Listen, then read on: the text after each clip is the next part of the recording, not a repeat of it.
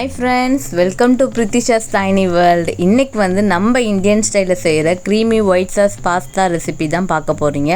இந்த ரெசிபி கண்டிப்பாக உங்களுக்கும் பிடிக்கும். என்னோட வீடியோ அடுத்தடுத்து பார்க்கணும்னு நினச்சிங்கன்னா மறக்காமல் என் சேனலை சப்ஸ்கிரைப் பண்ணிக்கோங்க.